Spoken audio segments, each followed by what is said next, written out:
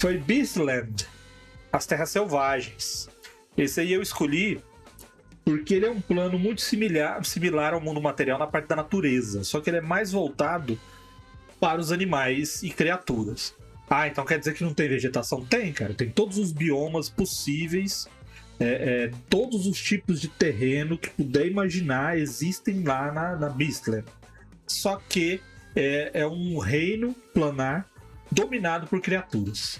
Então ele é dividido em 3 grandes partes, 3 grandes setores. Apesar de ter todos esses biomas, eles têm 3 grandes regiões.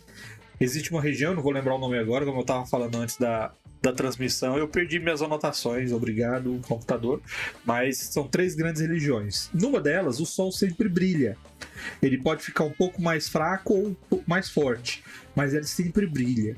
Numa região central, no meio, uma faixa central, ele é sempre penumbra, como se fosse crepúsculo, como se o sol estivesse nascendo ou se pondo. E a terceira parte é sempre noite, ou aquele período de quase amanhecendo e quase anoitecendo, uma noite profunda.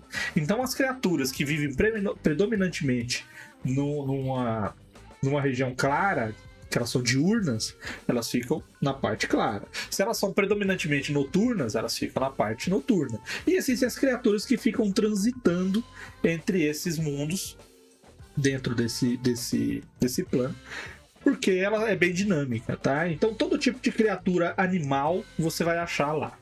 E é engraçado que esse plano aí, ele é meio que instintivamente o objetivo de qualquer criatura animalesca.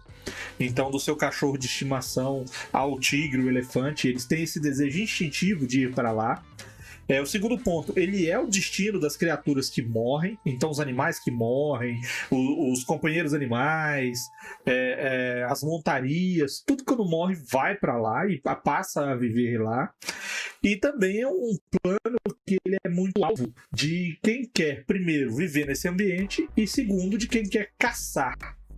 Então, um plano que muitos predadores e muitos caçadores querem ir para lá para testar. E ali tem animais mesmo de todos os tipos. É tipo um Jumanji aí, então. É tipo um Jumanji. Só que a diferença é que muitos desses animais, eles adquirem características de inteligência, e não só inteligência instintiva, mas a inteligência quase humana, a capacidade de falar e capacidade de realizar outras ações que dependeriam desse tipo de inteligência. E depois que você sabe de tudo isso, você pode usar este ambiente como quest, buscando ou levando coisas para lá. E existe quando eu fiz minha pesquisa, eu vi alguns lugares que dão algumas regras alternativas para os planos. Por exemplo, os planos se comportam de determinadas maneiras, né? Então, o Beastland tinha algumas regras opcionais que eram mais ou menos assim. Quem está lá automaticamente vai começar a ter características mais animalescas. Ou seja, ele vai ter a perda de 1 ou 2 pontos na inteligência e ter o ganho de 1 ou 2 pontos na sabedoria. É opcional. Outra coisa é que outra regra opcional é que se uma pessoa ou se alguma criatura de fora matar um planar nativo de lá, ele vai ter que fazer um teste de vontade ou carisma com CD baixa, CD 10. E se ele falhar, ele vai se transformar naquele tipo de criatura. E ele vai poder fazer um teste a cada dia para voltar ao normal. Porque o plano meio que obriga a essa transformação. E lógico, existem outros tipos, né? Se você ficar tempo demais, você começa a adquirir características de algum animal, faro, visão noturna, esse tipo de coisa. Fica a critério de você para deixar esse lugar mais fantástico ainda. E para quem não sabe, algumas criaturas que são características desse plano são as águias gigantes, as corujas gigantes, os animais que são esses animais épicos e lendários, que na verdade são só uns animais grandões com um pouco mais de nível. São todos dessa região. Algumas criaturas que se assemelham muito aos animais, mas têm características maiores e melhores, também são desse plano. Licantropo também é? Não, porque o licantropo ele é mais uma metamorfose ou uma maldição, dependendo do sistema baseado em D&D, né? Alguns trazem como... Mas eu lembro que tinha o deus dos homens-urso, mora lá. E tem um realm, que eles chamam. O reino dele fica nas... meu nível de contato lá não é tão grande que pra mim tá tudo asfaltado já. Não, tem uma região ainda que é estrada de terra ainda.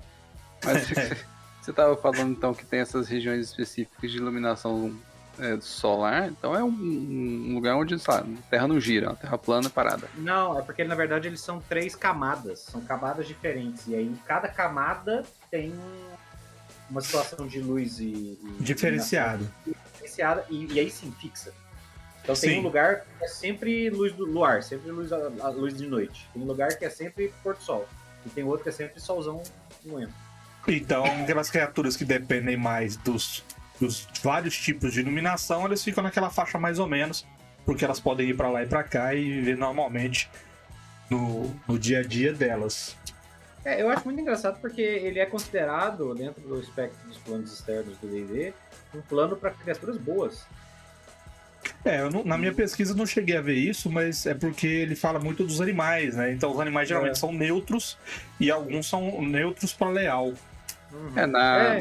Na roda que você colocou no slide anterior, tem as classificações de alinhamento de cada plano. E aí o Beastland está ali do lado, vai próximo do Monte Celestial. Ali, né? Eu acho que ele é neutro. Na direita do Elísio ali. Ele tá aqui. Ele tá mais pra caos. E pra cima onde é Upper Plains é bom, né? Ele tá mais pra caos e mais pra bom. Ele tá na região de neutro. Ele é neutro bom. Tá na beirinha do caos ali, né? Pezinho do caos.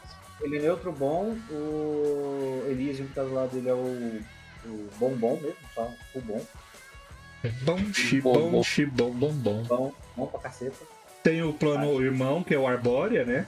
Que é a mesma coisa, só que é pra planta. E bichos planta. E bichos planta, eu não falei deles, porque, como eu falei, pra mim asfaltava tudo, então não era muito feliz, não.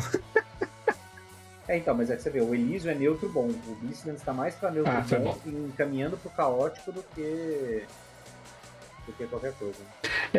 E essa imagem é legal você olhar, porque quando vocês forem pesquisar sobre planos, e essa aqui é um arranjo bem legal, você vai achar ele com outros nomes às vezes, tá?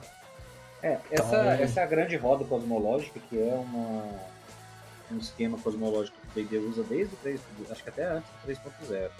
E aí, em determinado momento, eu acho que no Forgotten Realms é que eles trabalham mais com a grande árvore. Uhum. Eu acho que existe uns 2 ou 3 cosmologias diferentes de planos, assim, e acho que varia, igual você falou, de acordo com os cenários. Acho que tem um Forgotten é uma coisa, Waterdeep é outra, Dragonlance é outra, assim. Mas a mudança é muito pequena, porque eles meio que se repetem, né? Eu mesmo ia falar dos Celestiais, que vivem ali na Monte Celestia. Só que eu falei, a coisa tá muito boazinha, né? Não vou falar. Eu de bondade, eu odeio tudo que é belo, a felicidade me enoja. Então... Chato, porque o Monte Celeste é tipo leal e bom, então é uma coisa meio... mas assim, é legal. Demais, né? É legal, eu vou falar então só uma historinha, porque o Líbio jogava com um Celestial, na verdade era um anjo. E ele tinha uma missão de fazer encontrar e proteger um cara. E o cara tava tentando ser imortal. Então ele pensou assim, poxa, pra eu encontrar o imortal, o cara não morre, né? Então se o cara não morre, ele evita a morte. Eu vou chamar a morte aqui e vou bater o lero com ela. E o Líbio foi e invocou a morte. Bom, existe um problema. Se você chama a morte, ela vem. A morte vem. E ela precisa voltar com alguma coisa, né? Ela tá trabalhando. Exato. Ela não vem à toa. E ele começou a fugir dela e ele não conseguia. E deu um upa. E ele era de nível muito alto. E a morte atrás, e a morte querendo pegar ele tentando escapar, ele foi pra Monte Celeste. Ele foi pro plano lá, o plano celestial máximo. E dos 7 paraísos, o mais ele foi. E quando ele chegou lá, a morte foi atrás dele. Porque a morte vai. Ela existe. E ela não tem tendência. Ela simplesmente faz o que tem que fazer. E quando chegou lá e ele desesperou, ele falou assim, pronto, agora lascou, porque minha última cartada era essa, eu fiz de tudo pra evitar. Aparece um solar, é o solar que é o maior dos anjos, né? Aparece um solar com a lança feita de luz, aponta pra morte. E fala assim, ela com a voz de tumbante, fala assim, afaste-se pois aqui não é teu lugar, você não encontrará nada aqui. E aí ela some em forma de sombra e se desvanece. E o Líbio